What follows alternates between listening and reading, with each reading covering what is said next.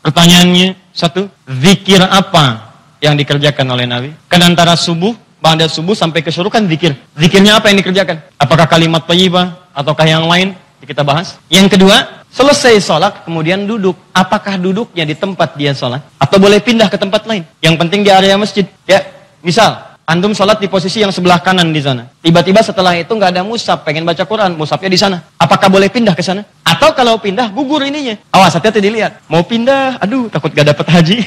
Mau pindah, aduh takut umrah. Di situ aja gitu kan. Pas tiba-tiba ada cleaning service, Pak, maaf Pak, sebentar geser dulu. Maaf ya, haji dan umrah.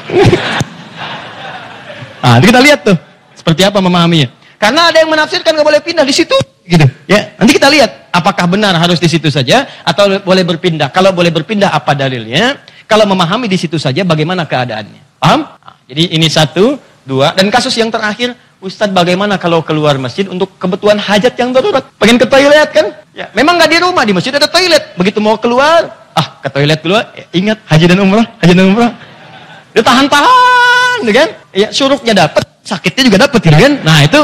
Seperti itu bagaimana kemudian solusi hukumnya. Nah, kita bahas pelan-pelan. Di dalam Al-Quran disebutkan beberapa aktivitas yang mampu mendekatkan dan mengingatkan kita dengan Allah dan langsung disebut dengan zikir. Dan ini pun dipraktekkan oleh Nabi SAW. Contoh, yang pertama ditemukan di Quran surah keempat ayat 103. Paling kanan pertengahan. فَإِذَا قَضَيْتُمُ الصَّلَاةَ فَاذْكُرُوا اللَّهَ قِيَامًا وَقُعُودًا وَعَلَى جُنُوبِكُمْ. Maka jika Anda telah tuntas mengerjakan sholat, maka segeralah berzikir kepada Allah Subhanahu wa ta'ala. Di amalan sunnah pasca sholat, itu berzikir. Zikir dulu. Bisa Anda kerjakan kalau buru-buru, ya sambil berdiri, berjalan. Jadi waktu umum ya. Misalnya ini Anda sudah sholat zuhur nih, harus ke kantor. Ya, dikejar-kejar, langsung berangkat lagi. Tapi kan Anda buru-buru keluar pun kan tidak mengganggu Anda untuk mengucapkan kalimat-kalimat zikir. Misalnya apa? Nabi mengamalkan pasca sholat hadis riwayat Muslim, nomor hadis 571. Hadis riwayat Muslim, nomor hadis 571. Setiap selesai sholat Nabi mengatakan, perhatikan kalimatnya, Astaghfirullah, Astaghfirullah, Astaghfirullah. Allahumma antas salam, minkas salam, tabarakta ya dzal jalali wal ikram. Apa Anda nggak bisa sambil keluar mengucapkan astagfirullah, astagfirullah, astagfirullah? Dikata Al-Quran, sesibuk apapun Anda, begitu selesai sholat apa nggak bisa sambil jalan astagfirullah, astagfirullah, astagfirullah. Daripada Anda keluar membicarakan sesuatu yang tidak penting. Bahkan nggak berkata apa-apa, jalan aja. Mendingan pakai zikir kan? Astagfirullah, astagfirullah, astagfirullah. Allahumma antas salam, minkas salam, tabarakta ya dzal jalali wal ikram. Hadis Muslim, nomor hadis 573. La ilaha illallah wahdahu la syarika lah. Lahul mulku wa lahul hamdu wa huwa ala kulli syai'in qadir. Ya, kalau Anda misalnya nggak terlampau sibuk, silahkan sambil duduk. Konteks tadi setelah selesai menunaikan salat subuh, antum pengen berzikir dulu, maka jenis zikir yang pertama adalah mengucapkan kalimat-kalimat thayyibah. Kalimat thayyibah. Bisa sifatnya istighfar. Ini dalilnya. Ya, astagfirullah, astagfirullah, astagfirullah. Ini yang paling singkat. Mau yang agak panjang, Al-Azim, alladzi la ilaha illa huwal hayyul qayyum wa natubu ilaihi. Silakan. Ya, kalau mau yang paling singkat, astagfirullah, astagfirullah, astagfirullah. Sambungkan Allahumma antas salam, minkas salam, tabarakta ya dzal jalali wal ikram. Tambah lagi dengan kalimat-kalimat tauhid. La ilaha illallah wahdahu la syarika lahu mulku wa lahul hamdu wa huwa ala kulli syai'in qadir. Kalau mau ditambahkan yang lebih lengkap ada la ilaha illallah wahdahu la syarika lahu lahul mulku wa lahul hamdu yuhyi wa yumiitu wa huwa ala kulli syai'in qadir. Singkatnya kalimat tauhid. Ini masuk dalam kategori kalimat thayyibah. Ini dalilnya yang ini. Hadis Muslim, wal hadis 573. Boleh selesai menunaikan salat subuh, salam ke kanan dan ke kiri, antum mulai berzikir dengan kalimat thayyibah. Astagfirullahalazim, astagfirullahalazim. Atau kalau mau singkat astagfirullah, astagfirullah, astagfirullah. Kan? Baik, teman-teman, ingat baik-baik ya. Karena zikir itu definisinya segala aktivitas yang membuat kita dekat dan ingat kepada Allah. Jadi ketika mengucapkan kalimat ini bukan sekedar diucapkan di lisan. Kalau cuma diucapkan jangankan antum. Anak-anak antum yang 5 tahun, 4 tahun belum balik pun bisa. Apa bedanya bacaan antum dengan bacaan mereka? Sambil ingat Allah. Sambil diingat. Astagfirullah. Apa artinya astagfirullah? Ya Allah, ampuni saya. Saya minta ampun. Ada dosa yang dilakukan. Dosanya disebut dengan dzambun. Sifat Allah yang mengampuni disebut ghafir. Ghafir. Muncul surat ke-40 namanya surat Ghafir. Baca ayat yang ketiga, kata Ghafir disandingkan dengan dzambun. Ghafiriz dzambi wa qabilit taubi. Allah punya sifat Ghafir. Ghafir pemilik ghafar, ampunan. Allah mengampuni orang berbuat dosa. Kalau Anda pengen minta ampun, ucapkan astagfirullah. Istighfar itu permohonannya. Istighfar permohonan ampun, ucapannya astagfirullah. Ampunannya ghafara ghufran, yang punya ampunan ghafir. Kata Allah, saya ghafir. Quran surah 40 ayat 3, ghafiriz dzambi, minta ampun hei yang punya dosa, minta ampun kepada saya. Ketika engkau minta, saya akan ampuni. Saya tanya pada antum, siapa yang enggak punya dosa? Yuk angkat tangan. Ayo, enggak usah malu, angkat aja, saya pulang.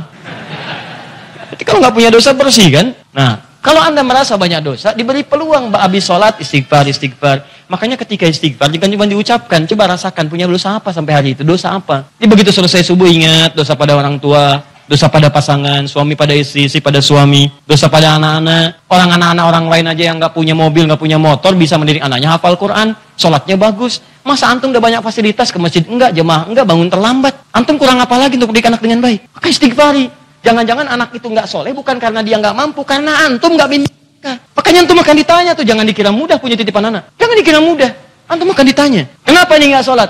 Nanti akan ada terjadi di hari kiamat, ini sahih riwayatnya, akan terjadi di hari kiamat. Nanti ada orang tua hampir ke surga, anaknya mau ke neraka, dan dia menyatakan keberatan di hadapan Allah. Begitu menyatakan keberatan, ternyata dosanya dosa orang tua. Anak itu tuh nggak menyembah Allah dengan baik karena dosa orang tuanya. Maka tertukarlah anaknya ke surga, orang tuanya ke neraka. Hati-hati. Dan ada juga yang terbalik. Orang tua ke neraka, anaknya mau ke surga. Orang tua menyatakan keberatan kepada Allah. Dan nanti kejadiannya sangat luar biasa. Nanti lain waktu kita akan bahas.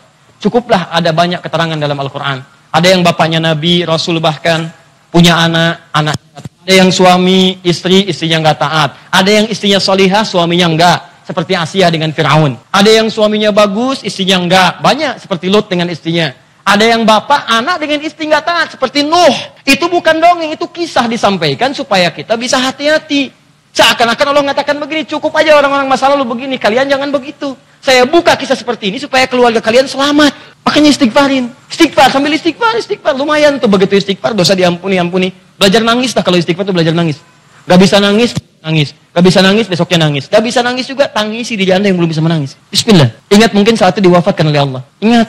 Bagaimana kalau saat itu wafat, anak Anda belum baik, istri Anda belum baik, dan Anda akan dihisab dalam keadaan sesuatu yang belum sempurna dalam kehidupan. Ya. Kemudian juga zikir, bisa jadi juga bacaan Al-Quran. Baca Al-Quran, termasuk kategori zikir.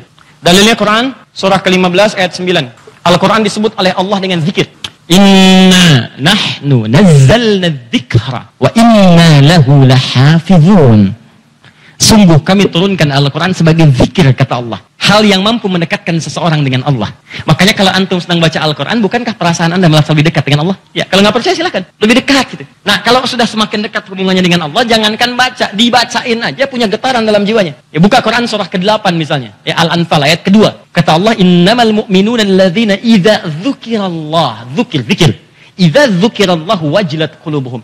Orang-orang yang imannya bagus itu baru dengar nama Allah disebut getaran dalam jiwanya. Makanya kalau pengen ngecek iman, sedang dekat tidak dengan Allah, gampang. Setiap hari Allah perdengarkan namanya 5 kali dalam sehari. Ketika namanya disebutkan itu, antum ada nggak getaran dalam jiwanya? 5 kali dalam sehari. Subuh, zuhur, asar, maghrib, isya. Allahu Akbar, Allahu Akbar. Bukan nama Allah? Jika antum sedang dengar suara adzan, itu nama Allah diperdengarkan. Ada getaran nggak di hatinya? Ya. Yang imannya hebat itu belum diperdengarkan, dia udah siap-siap. Sebenarnya adzan zuhurnya itu jam 12:08. Kok bisa jam 11 udah siap-siap? Padahal mandi dulu, wudu dengan sempurna, berangkat ke masjid. Itu tandanya imannya luar biasa. Ada orang yang saat dipanggil baru ingat Allahu Akbar, Allahu Akbar. Ya Allah, sudah masuk zuhur, siap-siap. Imannya standar. Itu yang biasa. Begitu dipanggil ingat. Ada orang yang sama, Allahu Akbar, Allahu Akbar. Ya Allah, sudah adzan, baru adzan, belum qomat. Itu bermasalah. Imannya lemah bermasalah. Karena itu, hubungan yang dekat dengan Allah, langsung ingat Allah disebut dengan zikir. Karena itu kata Allah, saya turun Al-Quran. Di antara fungsinya untuk zikir. Jadi kalau Anda ba'da salat subuh misalnya, sudah astagfirullah, istighfar, syuruk belum muncul. Mushaf, ya, baca. Saya pengennya istighfar aja Ustaz, astagfirullah, syuruknya belum tiba juga, astagfirullah, belum syuruk juga, ada astagfirullah. Ya. Iya. Ambil mushaf, baca. Pahala lebih banyak. Setiap hurufnya 10 kebaikan. Ya, 10 kebaikan. Ramadan nanti tambah jadi 100. Setiap hurufnya 100. Makanya saya sarankan dari sekarang bikin kurikulum. Nanti bulan depan saat masuk Sya'ban, saya akan terangkan kurikulum Nabi saat di bulan Ramadan. Nanti yang bisa dikerjakan saat Ramadan apa saja. Kelemahan orang Islam sekarang, begitu masuk Ramadan, dia tidak punya rencana kegiatan Ramadan. Akhirnya ketika masuk Ramadan, itu asal saja. Yang mau baca-baca. Ya tidak, mau taraweh-taraweh, mau enggak-enggak. Awal-awal Ramadan semangat semua. Penuh. Lihat pertengahan kemajuan. Maju sapnya. Maju. Hilang. Teruskan. 3. Kalau Ustadz saya tuh misalnya mushaf nggak ada, boleh nggak saya misalnya dari hafalan? Boleh. Karena menghafal Quran itu bagian dari zikir. Bahkan keutamaan menghafal Quran itu 4 kali lebih mulia, lebih utama dibandingkan sekadar baca. Itu ditemukan di Quran surah ke-54. Quran surah ke-54, 4 kali, ayat 17, ayat 22, ayat 32, dan ayat ke-40. 17, 22, 32, dan 40. Yang ini menghafal atau mengulang hafalan. Misal, Nabi begitu selesai salat, sudah berzikir kalimat thayyibah, maka beliau biasa membaca, teman-teman, itu 4 surah utama. Pertama, yang surah kedua Al-Baqarah ayat 255, dikenal dengan ayat kursi. Allahu la ilaha illa huwal hayyul qayyum, la ta'khudhuhu sinatun wa la naum. Seterusnya sampai selesai. Setelah itu membaca Al-Ikhlas, qul huwallahu ahad. Setelah itu membaca Al-Falaq, qul a'udzu birabbil falaq. Setelah itu membaca An-Nas, qul a'udzu birabbin nas. Kalau Anda ingin memilih seperti bacaan Nabi, boleh. 4 ini dibaca. Ayat kursi, Al-Ikhlas, Al-Falaq, An-Nas. Kalau Anda ingin mengulang-ulang hafalan Anda, juz amma misalnya, boleh. Baca misalnya, amma yatasaalun an-naba. Atau saya mulai dari ad-duha, boleh. Wad-duha, wal-laili idza saja. Terus baca. Sambil menunggu syuruk, sambil mengulang-ulang hafalan. Sah. Zikir. Teruskan. Ada juga bentuknya doa. Doa bagian dari zikir. Doa. Dari mana taunya Ustaz? Quran surah ke-7 ayat 205. Praktek nabinya bagaimana Ustaz? Hadis riwayat Ibnu Majah, nomor hadis 925. Di saat Anda berdoa, itu Anda sedang berzikir. Ya, makanya kan ketika Anda berdoa, Anda merasa lebih dekat dengan Allah kan? Ya, merasa nyambung gitu. Ya, perhatikan kalimatnya. Ketika Anda berdoa disebutnya zikir. Wadhkur rabbaka darwan wa khifatan wa dunal jahri minal qaul. Kata Allah, kalau Anda sedang punya masalah, ada persoalan, jangan mengeluh. Jangan mengeluh, apalagi bikin status, nggak menyelesaikan masalah. Dan masalah bikin status. Dia tidak seperti yang aku kira. Selesai juga enggak. Terus nungguin komentar, itu paling kasihan tuh, nungguin gitu. Aduh, kasihan. Belum ada yang komen. Ya, udah 2 jam baru muncul. Kenapa Jeng? Gitu kan, baru dijawab. Iya ya, gelisah hati ini. Muncul lagi komen yang lain. Nggak nyangka ya, nyangka. Capek, nggak selesai. Masalah selesai tidak, cuma nambah masalah aja. Kata Allah, kalau punya masalah, tenangkan hati, berdoa, sebut nama Allah. Itu lebih memberikan ketenangan. Zikir itu selain mendekatkan kita pada Allah, zikir itu membuat hati lebih tenang. Makanya ketika Allah menyebutkan fungsi zikir di Quran surat 13 ayat ke-28, Allah sampaikan begini, ala bi dzikrillahi tatma'innul. Kamu mesti yakin, kata Allah, dengan berzikir kepada Allah, hati kamu akan tenang. Makanya kalau sedang punya persoalan, bawa ke zikir. Ambil wudhu, baca Quran. Begitu antum baca Quran, walaupun solusi belum tiba, hati lebih tenang. Dan lebih objektif, kalau orang tenang itu, dapetin solusinya gampang gitu, tenang. Solusi mudah dicari. Tapi kalau antum gelisah, walaupun ada solusi, nggak akan sempurna nanti masalah diselesaikan. Paham ya? Di doa, itu bagian dari zikir. Di antara doa yang dibacakan oleh Nabi, itu setiap selesai sholat, itu ada kalimat singkat tapi padat. Allahumma inni atau inna. Kalau inni untuk sendiri, kalau inna untuk banyak. Allahumma inni as'aluka ilman nafi'a wa rizqan thayyiba wa amalan mutaqabbala. Ya Allah, hamba mohon kepadamu, anugerahkan hamba pengetahuan yang bermanfaat. Pengetahuan yang bermanfaat itu pengetahuan yang bisa meningkatkan wawasan dan menguatkan iman. Itu rumusnya di Quran surah 58 ayat ke-11.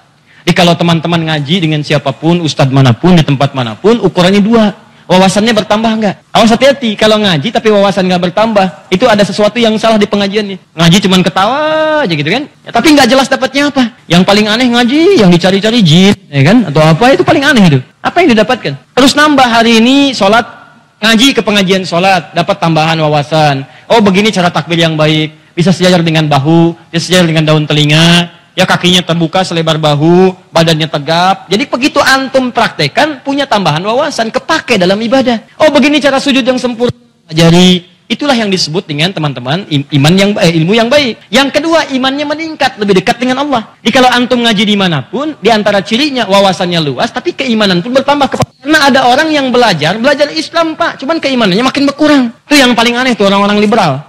Belajar Islam ke Eropa, belajar Islam ke Amerika, pulang-pulang konslet. Betul ya, semua agama sama, menuju Tuhan yang sama, cuman caranya beda-beda. Ente ini aneh, belajar Islam pada orang yang bukan Islam. Belajar sholat pada orang yang tidak sholat, bagaimana bisa mendapatkan nilai-nilai sholat dalam kehidupan? Makanya pulang-pulang pada aneh. Hargailah hak LGBT. Banyak akhirnya, jadi penyakit akhirnya gitu kan. Nah, dan kita doakan dengan baik, arahkan pada yang baik. Jadi kalau ada yang kurang-kurang tuh kita doakan. Ya buang dulu celaan-celaan. Yang kalau mau dicela itu perbuatannya, bukan orangnya. celak perbuatannya, kemudian doakan kepada yang lebih baik. Karena boleh jadi dia bisa berubah dalam kebaikan. Paham sampai sini? Jadi demikian teman-teman sekalian. Ya, doa isi. Kemudian di situ, awas hati-hati ya, 2 ya cirinya ya. 1, imannya menguat, 2, wawasan bertambah.